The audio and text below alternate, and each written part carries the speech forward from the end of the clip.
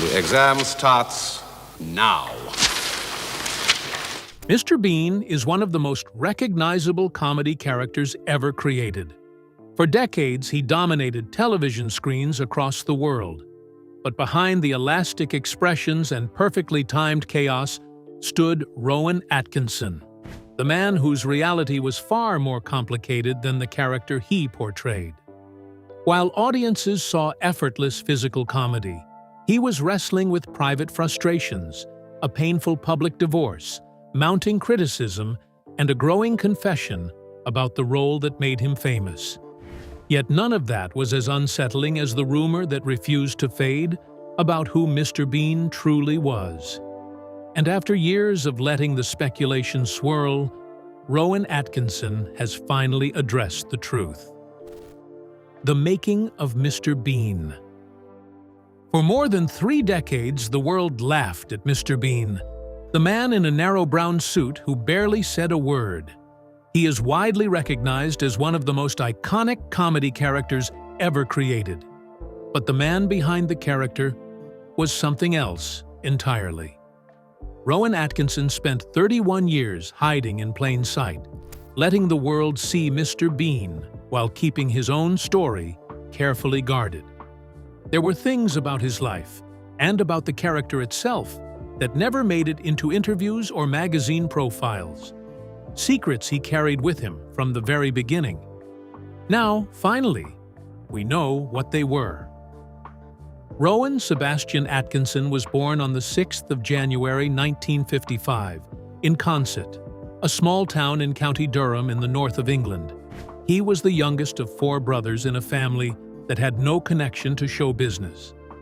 His father, Eric, was a farmer who also ran a successful business, while his mother, Ella, kept the home and raised the boys. It was an ordinary childhood in many ways, stable and quiet, the kind that does not typically produce international comedy stars. But there was one difference. From an early age, Rowan struggled to speak. He developed a stutter that would follow him for the rest of his life. Words did not come easily. Sentences that flowed naturally for other children became obstacles, hurdles to be navigated with care.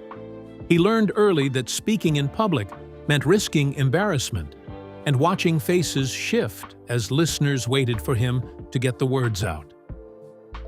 In an era when speech impediments were poorly understood and often mocked, this could have been a crushing disadvantage.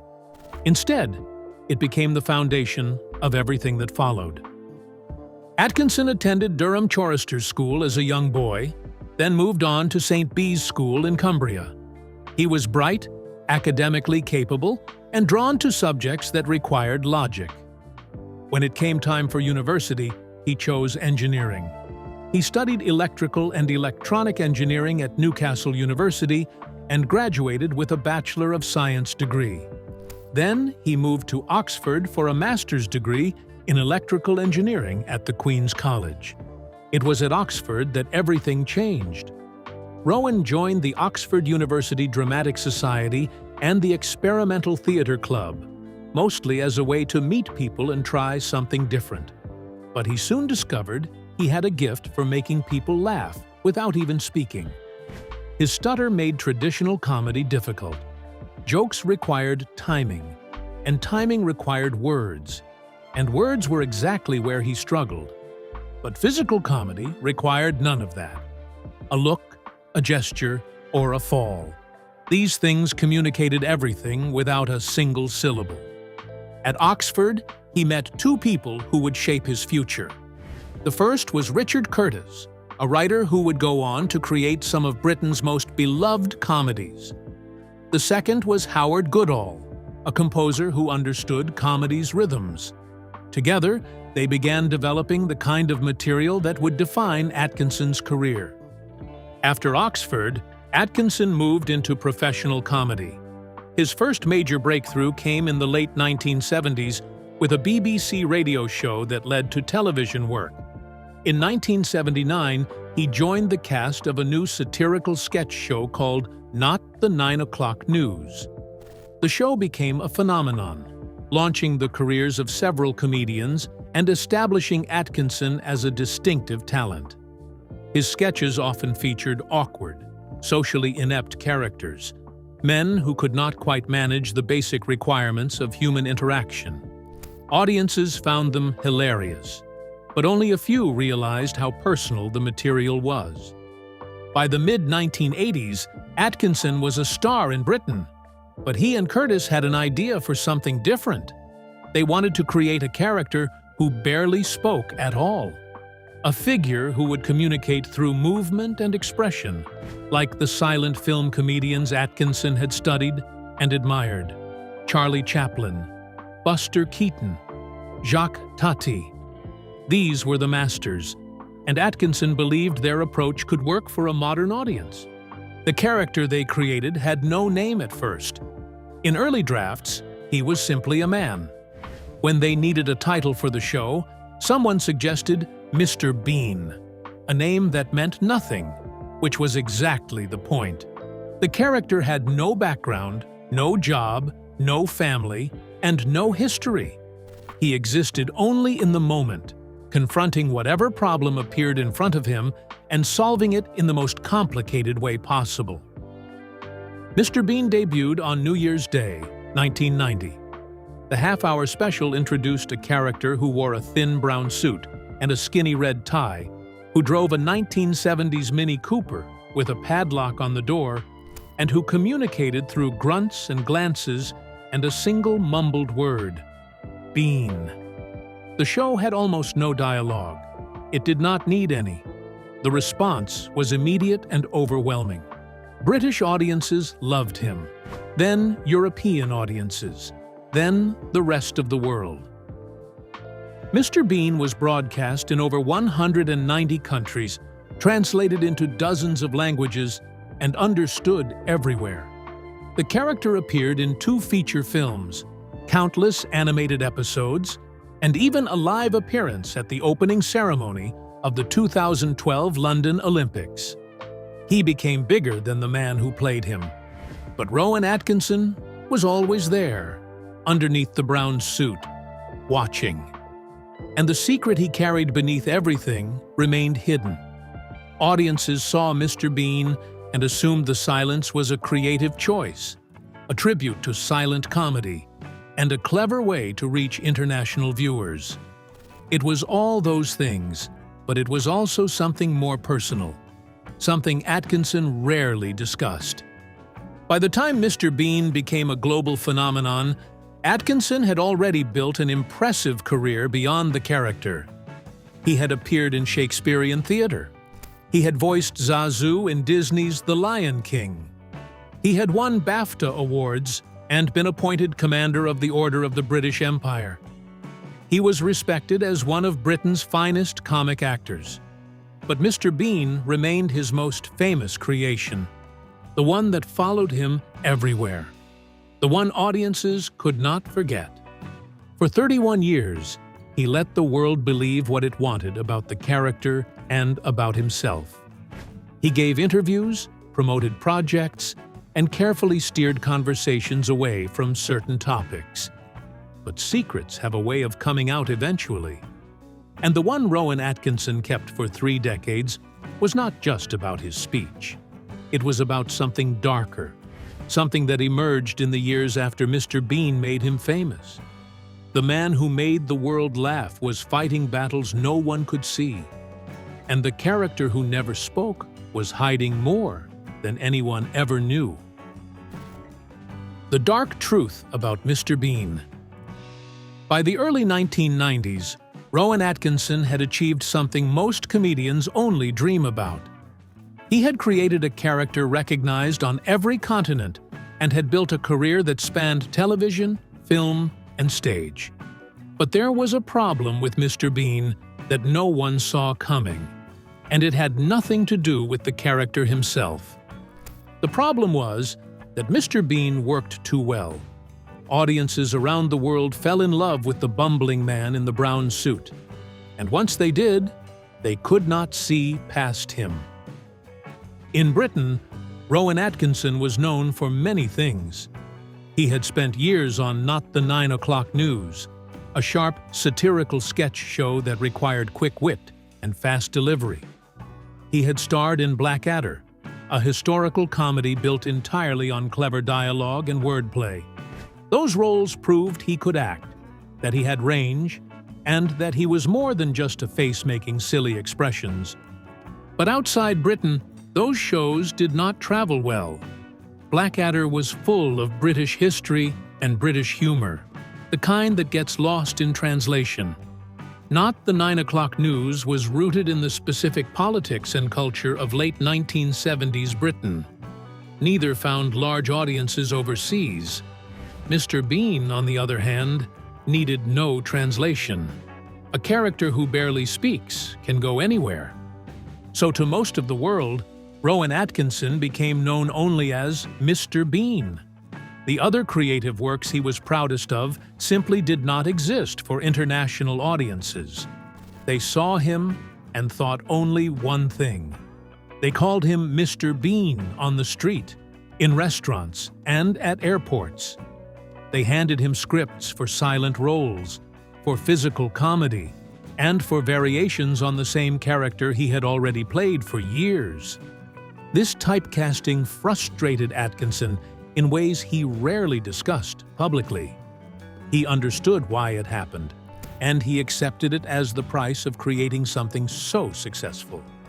But acceptance does not make frustration disappear. It just pushes it down, where it sits and waits. What made this harder was something the public did not fully understand.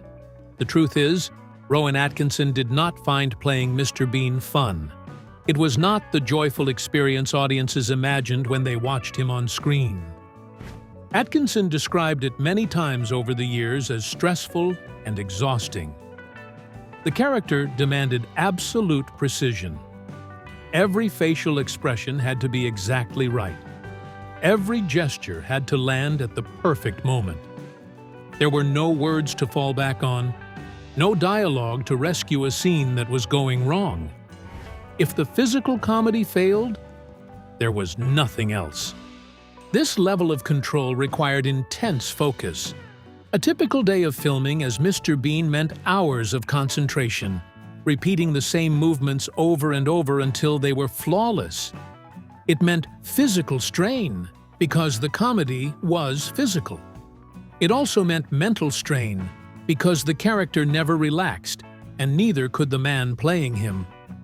Atkinson also carried something heavier than the physical demands. He carried the weight of responsibility. Mr. Bean was not just popular in one country or region. He was beloved everywhere. Children in Tokyo knew him. Grandparents in Buenos Aires knew him. When Atkinson appeared on screen as Mr. Bean, millions of people around the world had expectations about what they would see. They had their own relationships with the character, their own memories of laughing at his misadventures. Delivering a performance that lived up to all of that every single time was a burden. In one interview, Atkinson admitted something that surprised many fans. He said he did not much enjoy playing Mr. Bean. The character had become something he endured rather than something he loved. The creative satisfaction he felt with Blackadder, the joy of sharp dialogue and complex characterization, was absent when he put on the brown suit. The emotional toll became clearer as he aged. Embodying Mr. Bean left him drained. After a day of filming, he had nothing left to give. The constant physicality, the need to be fully present in every moment, and the impossibility of relaxing into a scene accumulated. A day as Mr. Bean took everything and gave back very little. This is why, in recent years, Atkinson began hinting at retirement for Mr. Bean. He suggested that live-action appearances might be finished. The physical demands had become harder as he moved through his 60s and toward his 70s. The emotional cost had never diminished. He shifted to animated versions of the character where he could provide the voice without subjecting his body to the same punishment. In animation, Mr. Bean could continue without draining the man who created him. By the time he reached his 60s, Atkinson was ready to step back. He had given enough. But even as he considered retiring Mr. Bean, another part of his life was falling apart. The stress of the work, the pressure of the fame, and the years of hiding parts of himself had taken a toll not just on his career, but on his personal life. Behind the scenes, away from the cameras, Rowan Atkinson was facing a different kind of struggle. One that had nothing to do with comedy and everything to do with the heart. The heartbreak that changed his life. For 24 years, Rowan Atkinson had a marriage that looked solid from the outside. He and Sunetra Sastry built a life together away from the cameras, raised 2 children, and seemed to weather the storms of fame as well as anyone could. But marriages are complicated things, especially when one person is known by millions and the other prefers to stay invisible. Sunetra Sastry was not an actress or a celebrity. She was a makeup artist, a professional who worked behind the scenes where the cameras did not reach. They met on the set of Blackadder in the 1980s, when Atkinson was already a rising star. Their relationship developed quietly over several years. They dated, they fell in love, and in 1990, the same year Mr. Bean first appeared on television, they married. For the next 2 decades, they kept their lives private. Sunetra stayed out of the spotlight, raising their 2 children, Benjamin and Lily, while Atkinson worked. Benjamin was born in 1993. Lily followed in 1995. Both were raised away from the press, given childhoods as normal as possible for the children of one of Britain's most famous comedians. By all accounts, the family was close. Atkinson spoke warmly of his children in interviews, though he revealed little about his home life. But fame has a way of intruding, even when you try to keep it out. As Mr. Bean spread across the globe, Atkinson's schedule became more demanding. Films, appearances, promotions, and interviews followed. The work never stopped, because the demand never stopped. And while Sunetra understood this in the beginning, as their time apart accumulated, the distance between them grew. By the early 2010s, there were signs that something was wrong. The couple appeared together less often. Atkinson's interviews mentioned family less frequently, and the silence around their relationship grew louder. Then, in 2014, the news broke. Atkinson had begun a relationship with Louise Ford, an actress and comedian nearly 30 years younger than him. Ford was known for her work in comedy, including a satirical role as Kate Middleton in a stage production called The Windsors. She was talented, ambitious, and very much not Sunetra Sastry. The timing was brutal. Atkinson and Ford had met while he was still married. Reports suggested the relationship had been developing for some time before his marriage officially ended. When the story became public, the divorce moved quickly. In 2015, after 24 years together, Rowan Atkinson and Sunetra Sastry ended their marriage in London's High Court. The proceedings were private, as these things usually are, but the outcome was not. A family had been broken. For Lily Sastry, their daughter, the split was devastating. She was 19 when her parents separated, old enough to understand what was happening, but young enough to feel it deeply. In the years that followed, she spoke occasionally about the experience. She described feeling lost, adrift in her 20s, struggling with darkness and chaos that she traced directly to the divorce. Benjamin, their son, took a different path. He joined the British Army, choosing a life of structure and discipline far from the entertainment world. He rarely spoke publicly about his family or his parents' divorce. Atkinson, for his part, moved forward with Louise Ford.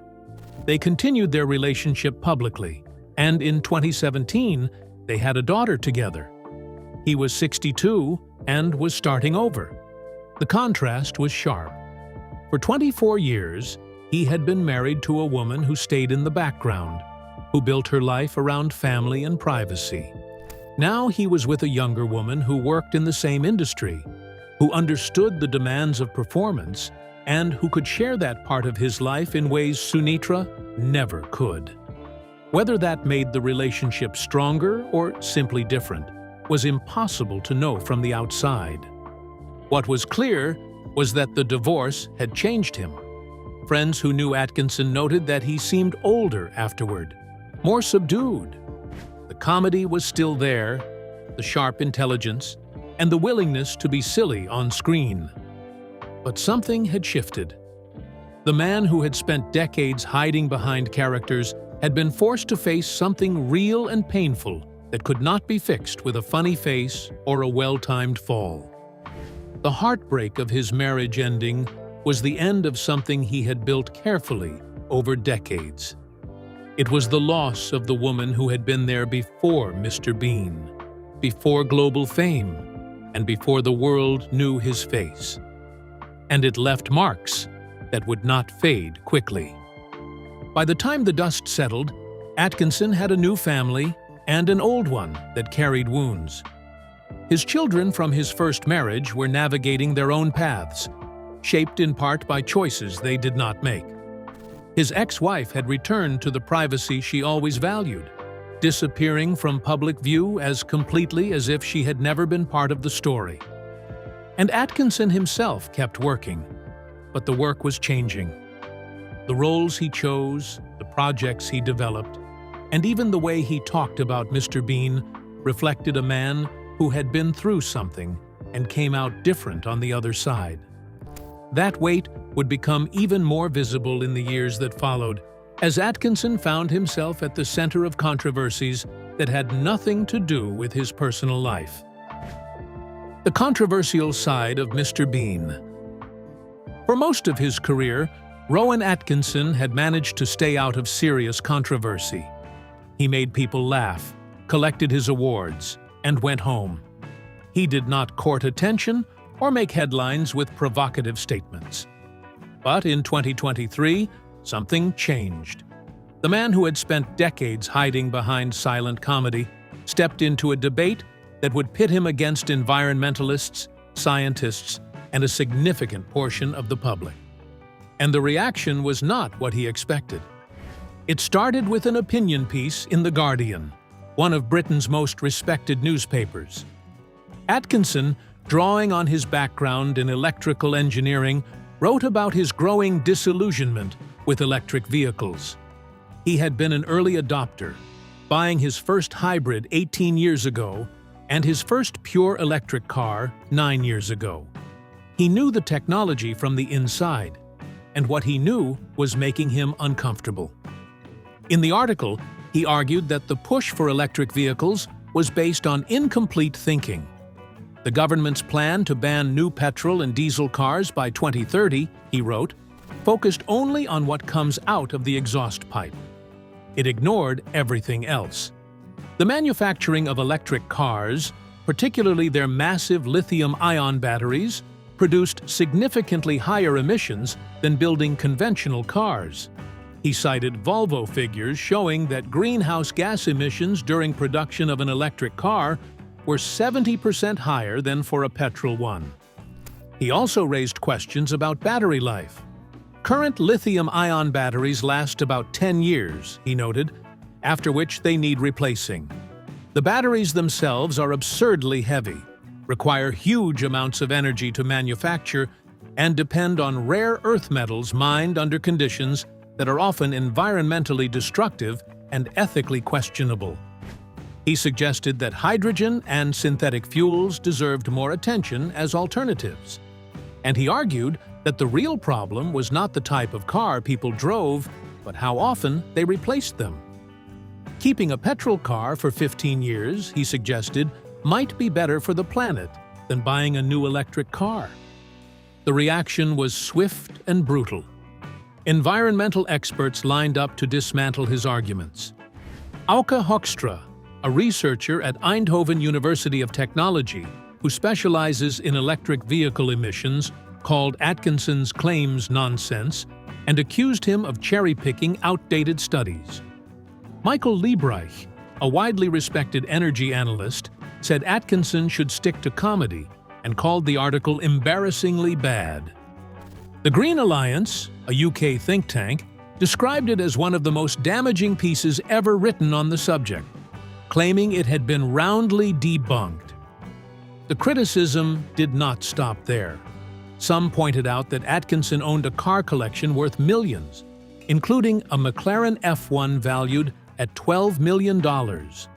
They suggested his defense of petrol cars was not about environmental honesty, but about protecting his personal interests.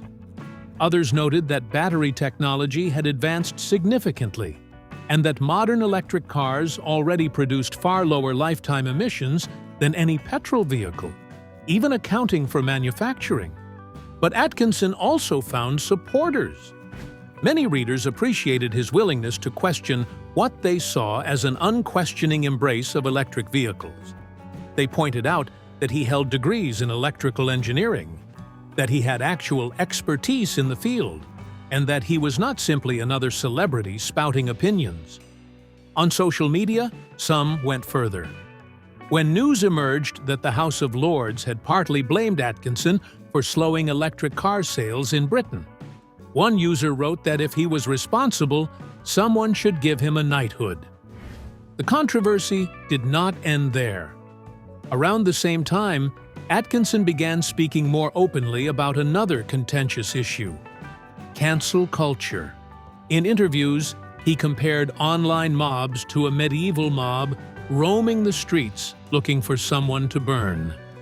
He argued that comedy needed the freedom to offend, that every joke has a victim by definition, and that a proper free society should allow jokes about absolutely anything. These statements drew their own reactions. Some applauded his defense of free speech and artistic freedom. Others accused him of using those principles to shield harmful speech, and of being out of touch with a younger generation that understood the real damage words can cause. What made all of this surprising was how far it was from the public's image of him.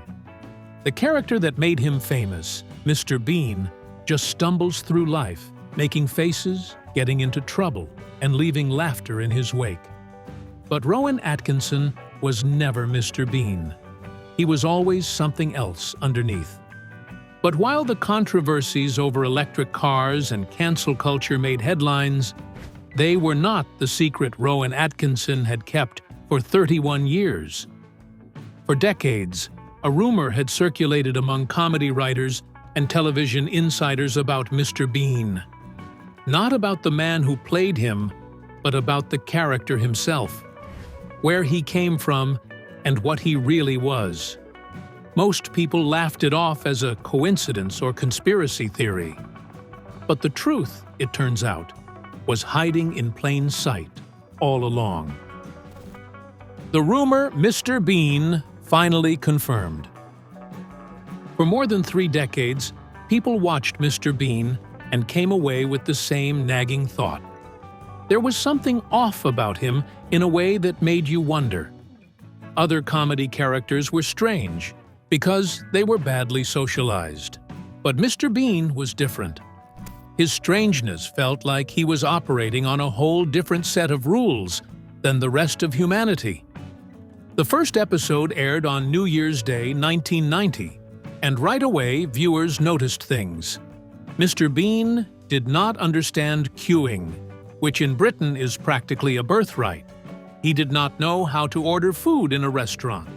He looked at everyday objects the way a child looks at something he has never seen before, with curiosity and confusion and the urge to poke it until something happens. It was funny, yes, but it was also puzzling. Then there was the way the show opened. Every episode began with Mr. Bean falling from the night sky in a single column of light, landing on an empty street somewhere in London. A choir sang in Latin. He dropped out of nowhere, looked around at the world like he had never seen it before, and started walking. It was an odd way to start a comedy, and it stuck with people. For years, fans debated what it meant. Some thought the opening was just a bit of visual style, a way to set the character apart without overthinking it. Others were convinced it meant something more. They pointed to Mr. Bean's behavior throughout the series. The way he approached problems from angles no normal person would consider. The way he seemed genuinely confused by social customs that children absorb without thinking. The way he barely spoke, as if language were something he had not quite mastered. All of it added up to a picture of someone who was not from here. The theory spread through fan communities and discussion boards. Mr. Bean was an alien. It explained everything. His inability to fit in was not a character flaw. It was a natural consequence of being born on another planet. His silence was not a comedic gimmick. It was a way to avoid revealing himself through language. For years, the people who made the show stayed quiet about it. They let fans speculate. They gave interviews about other things. They never confirmed or denied the alien theory, just let it sit there in the background, growing more detailed as new fans discovered the show and added their own observations. Then, finally, Rowan Atkinson spoke. In interviews, he admitted what fans had suspected all along. Mr. Bean was designed with a slightly alien aspect to him. He was meant to feel like an outsider, someone who does not quite belong. The opening sequence was not just a fancy introduction. It was the literal truth of the character. He fell to Earth because that was where he came from. By 2024, the confirmation was official. Multiple outlets reported that Atkinson and the production team had validated the theory. Mr. Bean was an alien. The evidence had been there from the very first episode, hiding in plain sight. After years of wondering, fans finally had their answer. Mr. Bean was not just an odd man in a brown suit.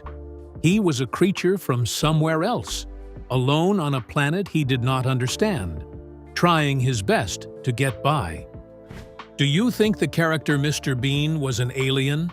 Drop your answers in the comments below. Don't forget to like the video and subscribe to the channel. Thank you for watching, and if you enjoy this video, please click on the next one on your screen.